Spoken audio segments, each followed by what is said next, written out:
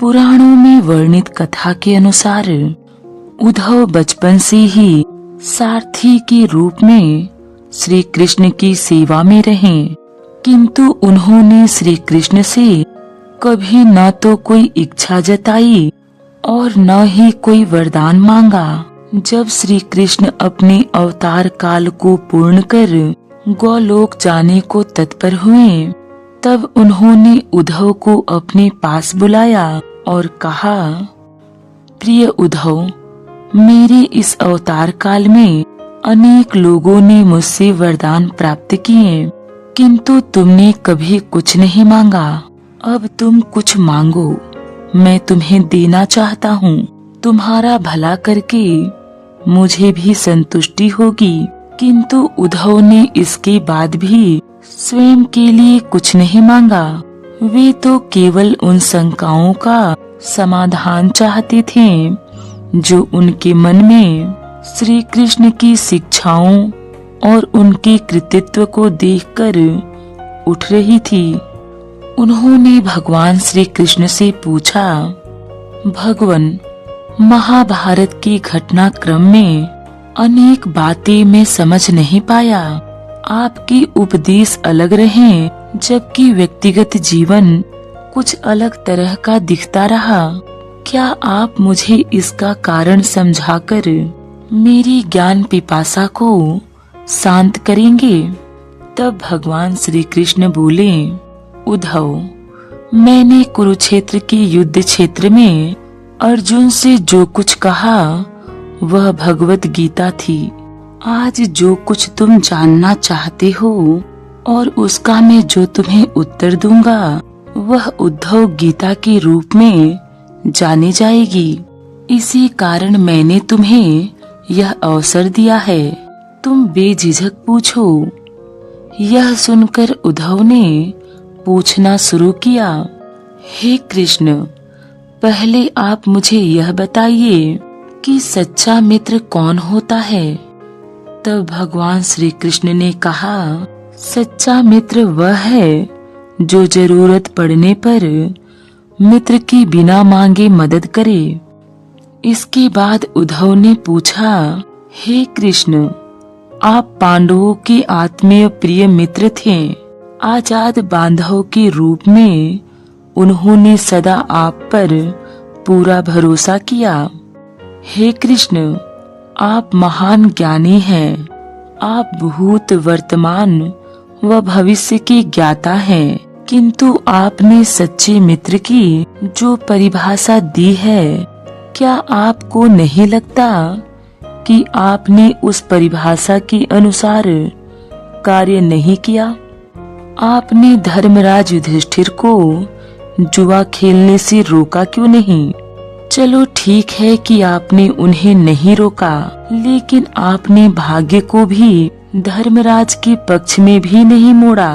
आप चाहते तो युधिष्ठिर जीत सकते थे। आप कम से कम उन्हें धन, राज्य और यहाँ तक कि खुद को हारने के बाद तो रोक सकते थे। उद्धव ने आगे कहा कि जब जुए के खेल में युधिष्ठिर ने अपने भाइयों को दांव पर लगाना शुरू किया, तब तो आप सभा कक्ष में पहुंच सकते थे। आपने वह भी नहीं किया। उसके बाद जब दुर्योधन ने पांडवों को सदैव अच्छी किस्मत वाला बताते हुए द्रौपदी को दांव पर लगाने को प्रेरित किया और जीतने पर हारा हुआ सब कुछ वापस कर देने का लालच दिया, कम से कम तब तो आप हस्तक्षेप कर ही सकते थे। अपनी दिव्य शक्ति के द्वारा आप पासे धर्मराज के अनुकूल कर सकते थे। इसके स्थान पर आपने तब हस्तक्षेप किया जब द्रौपदी अपना सील खो रही थी। तब आपने उसे वस्त्र देकर द्रौपदी के सील को बचाने का दावा किया। लेकिन आप यह दावा भी कैसे कर सकते हैं? उसे एक व्यक्ति घसीट कर लाता है और इतने लोगों के सामने निर्वस्त्र करने के लिए छोड़ देता है। भला इसमें महिला का सील क्या बचा? आपने क्या बचाया? अगर आपने संकट के समय में अपनों की मदद नहीं की तो आपको आपात बांधव कैसे कहा जा सकता है? बताइए, आपने संकट के समय में मदद नहीं की तो क्या फायदा? क्या यही धर्म है? इन प्रश्नों को पूछते पूछते उद्धव का गला रूंध गया और उनकी आंखों से आंसू बहने लगे। यह अकेले उद्धव के प्रश्न नहीं हैं। महाभारत पढ़ते समय हर एक की मनोमस्तिष्क में यह सवाल उठते हैं। उद्धव ने सभी लोगों की ओर से श्री कृष्ण से उक्त प्रश्न किए। भगवान श्री कृष्ण मुस्कुराते हुए बोले, प्रिय उद्धव, यह सृष्टि का नियम है कि विवेकवान ही जीतता है। उस समय दुर्योधन के पास विवेक था, धर्मराज के पास नहीं। यही कारण रहा कि धर्मराज पराजित हुए। उद्धव को हैरान परेशान देखकर श्री कृष्ण आगे बोले, दुर्योधन के पास जुआ खेलने के लिए धन तो बहुत था, लेकिन उसे पासों का खेल खेलना नहीं आता था। इसलिए उसने अपने मामा शकुनी का जुए के खेल के लिए उपयोग किया। यही विवेक है। धर्मराज भी इसी प्रकार सोच सकते थे और अपने चचेरे भाई से पेशकश कर सकते थे कि उनकी तरफ से मैं खेलूंगा। जरा विचार करो, अगर शकुनी और मैं खेलते तो कौन जीतता? पासे के अंक उसके अनुसार आते या मेरे अनुसार? चलो इस बात को जाने दो। उन्होंने मुझे खेल में शामिल नहीं किया। इस बात के लिए उन्हें माफ किया जा सकता है, लेकिन उन्होंने अपनी विवेक शून्यता से एक और बड़ी गलती की। उन्होंने मुझसे प्रार्थना की थी कि मैं तब तक सभा कक्ष में न आऊं जब तक कि मुझे बुलाया न जाए, क्योंकि वे अपने दुर्भाग्य से जुए का खेल मुझसे छुपकर खेलना चाहते थे। वे नहीं चाहते थे कि मुझे मालूम पड़े कि वे जुआ खेल रहे हैं। इस प्रकार उन्होंने मुझे अपनी प्रार्थना से बांध दिया। मुझे सभा कक्ष में आने की अनुमति नहीं थी। इसके बाद भी मैं कक्ष के बाहर इंतजार कर रहा था कि कब कोई मुझे बुलाता है। भीम, अर्जुन, नकुल और सहदेव सब मुझे भूल गए। बस अपने भाग्य और दुर्योधन को कोसते रहे। अपने भाई के आदेश पर जब दुशासन द्रौपदी को उसकी बाल पकड़कर घसीटता हुआ सभा कक्ष में लाया, तब द्रौपदी अपने सामर्थ्य के अनुसार जूझती रही। तब भी उसने मुझे नहीं पुकारा। उसकी बुद्धि तब जागृत हुई जब दुशासन ने उसे निर्वस्त्र करना प्रारंभ किया। जब उसने स्वयं पर निर्भरता छोड़कर हरि हरि अभय कृष्णा अभयम की गुहार लगाई, तब मुझे उसके सील की रक्षा का अवसर मिला। जैसे ही मुझे पुकारा गया, मैं अविलंब पहुंच गया। अब इस स्थिति में मेरी गलती बताओ। तब उद्धव बोले, कान्हा, आपका स्पष्टीकरण प्रभावशाली अवश्य है, किंतु मुझे पूर्ण संतुष्टि नहीं हुई। क्या मैं एक और प्रश्न पूछ सकता हूँ? तब श्री कृष्ण की अनुमति से उद्धव ने पूछा, इसका अर्थ यह हुआ कि आप तभी आओगे जब आपको बुलाया जाएगा। क्या संकट से घिरे अपने भक्त की मदद करने आप स्वतः नहीं आओगे?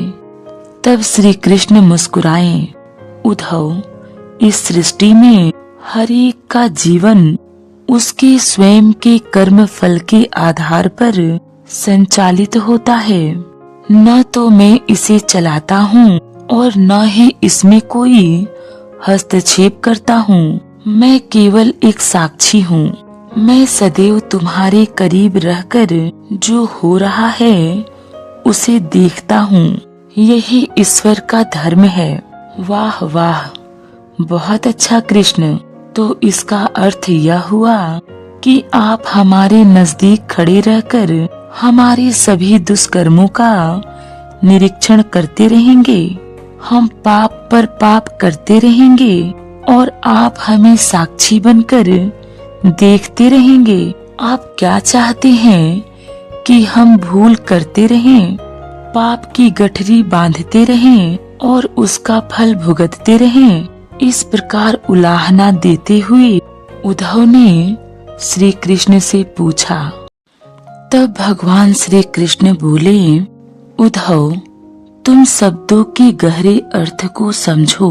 जब तुम समझकर अनुभव कर लोगे कि मैं तुम्हारे नजदीक साक्षी के रूप में हर पल हूँ, तब क्या तुम कुछ भी गलत या बुरा कर सकोगे?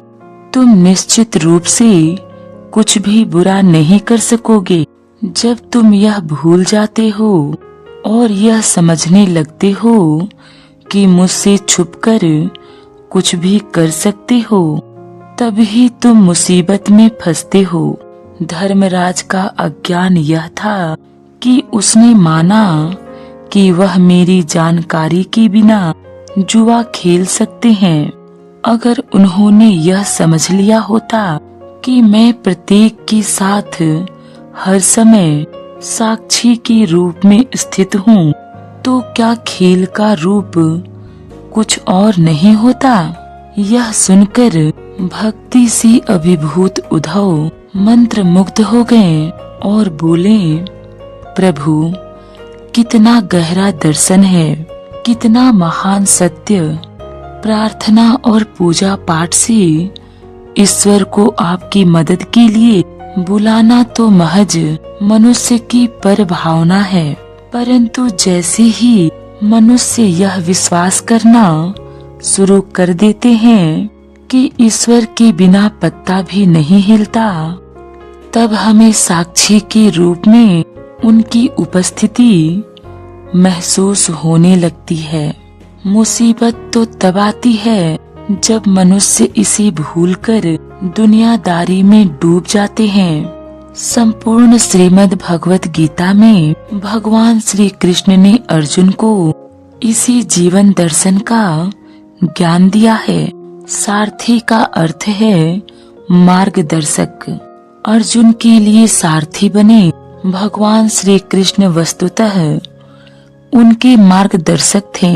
वह स्वयं की सामर्थ्य से युद्ध नहीं कर सकते थे, लेकिन जैसे ही अर्जुन को परम साक्षी के रूप में भगवान श्री कृष्ण का एहसास हुआ, वह ईश्वर की चेतना में विलय हो गए। यह अनुभूति थी शुद्ध, पवित्र, प्रेममय, आनंदित, सुप्रतिम चेतना की। तत् त्वम् असि, अर्थात वह तुम ही हो।